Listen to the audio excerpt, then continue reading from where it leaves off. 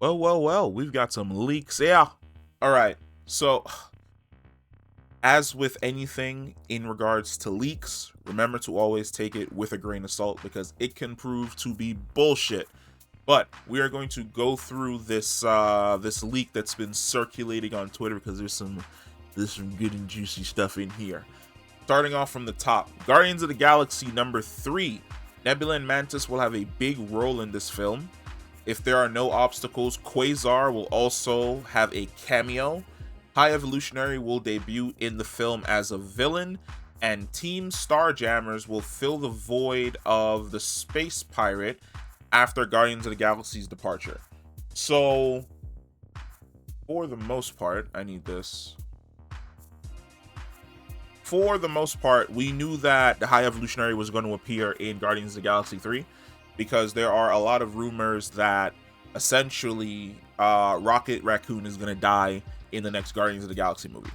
That has been the rumors for essentially like the last year. And I really have a feeling that basically Star-Lord and Gamora, or alternate timeline Gamora from the past, that they're basically going to link up and kind of just go off on their own and stop doing the whole Guardians of the Galaxy thing. They're going to be essentially like a couple. Now, for Nebula and Mantis, I actually find that to be super interesting, and I'm not really caught up on the Starjammers, strangely enough. I don't even, this team is just, I've never read the Starjammers comics, so for me, this team just looks absolutely fucking wild. But it seems as though it's definitely a team that Nebula and Mantis are both on. So it seems as though that may end up being what takes the place of the Guardians of the Galaxy. It's going to be interesting to see whether or not James Gunn is essentially going to stay on as the director for the Starjammers. I kind of have a feeling as though he only came back to do Guardians of the Galaxy 3 to wrap everything up, and then he's just going to wash his hands with Marvel and keep it moving. Jumping into Ant-Man and the Wasp Quantumania, Kate Bishop is set to appear in Ant-Man and the Wasp Quantumania in preparation for the Young Avengers project. Kang the Conqueror has a savage and ruthless nature as opposed to He Who Remains. We already knew this due to go over to TVA. He's going to be the savage version of Kang that has no problem fucking killing people. They built the set for Kang the Conqueror's time chair. In the comics, this chair is used to travel through time. Stinger, Cassie Lang, and Iron Lad is set to debut in this film. They will present Janet Van Dyne's Fortress. I feel as though there's like a typo there. They will be present in Janet Van Dyne's Fortress in the quantum realm. It's going to be interesting to see whether or not Iron Lad is Harley, the kid from Iron Man 3 that we also saw at Tony Stark's funeral, or if Iron Lad is actually going to be a younger version of Kang the Conqueror like he is in the comic books. I have a feeling that they may go in the direction of having him be I keep calling him Harley because I remember him being Harley, but he may not be named Harley. But there's a high probability that that kid is going to be essentially Iron Lad going forward, and we may end up seeing him cross over into the Ironheart series. Of course, Cassie Lang's character got recast. It's not the same actress that was in Endgame. It is another actress, which I think it's the one from the Detective Pikachu movie. I may be wrong. I don't really keep up with Marvel casting for the most part until we get like super close to the movie. Now, here's the fun one. Fantastic Four. Fantastic Four will be set after the events of Endgame. Thank God. Fantastic Four cast will be announced soon and will involve 2 well-known actors. The rest are newcomers. Here's the thing. The 2 well-known actors, are they John Krasinski and Emily Blunt? We've been speculating that John and Emily would be the 2 perfect characters for Reed Richards and Sue Storm. Please be them, but at the same time, if it is not them, I'm 100% okay with this. Silver Surfer will be making his debut in Final Fantasy IV in the MCU. They will adapt his presence as close to the comics as possible. The development of Fantastic Four itself is called the Holy Trilogy because it builds the story of Galactus, as the main enemy in the MCU after Thanos for cosmic threats. Galactus' influence will be present in at least 10 films or more. Holy shit! Doctor Doom will be present in the sequel of Fantastic Four, and Galactus in the third film of Fantastic Four.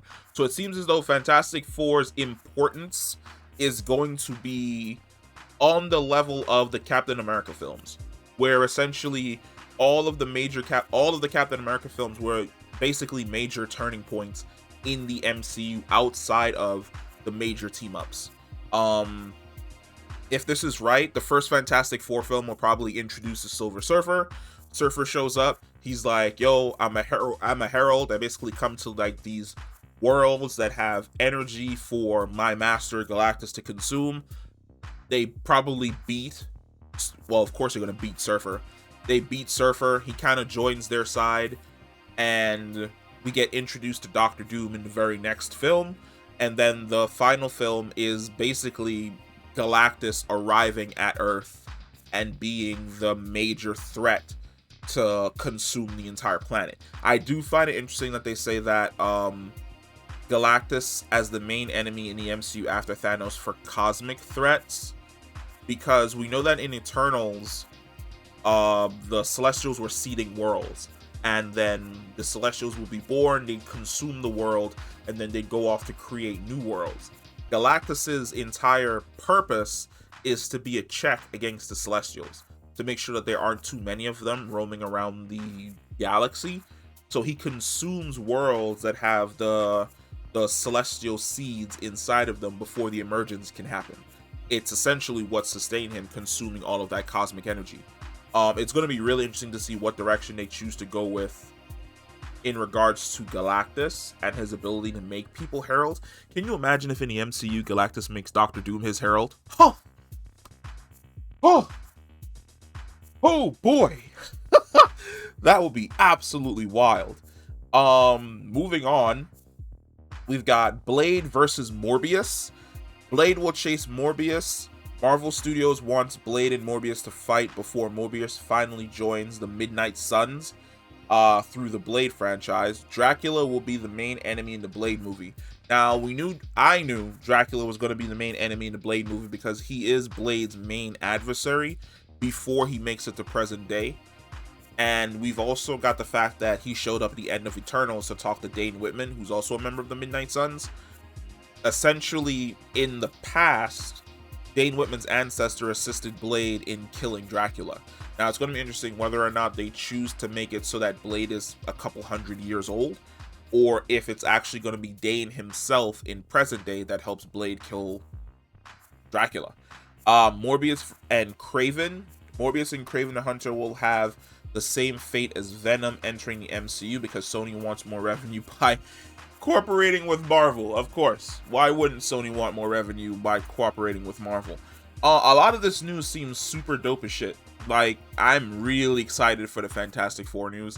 I think the Fantastic Four news is super fucking exciting. Ant-Man and the Wasp: Quantumania, we knew that we were going to get Kang the Conqueror, but it's also interesting to see that we're getting Stinger and Iron Lad.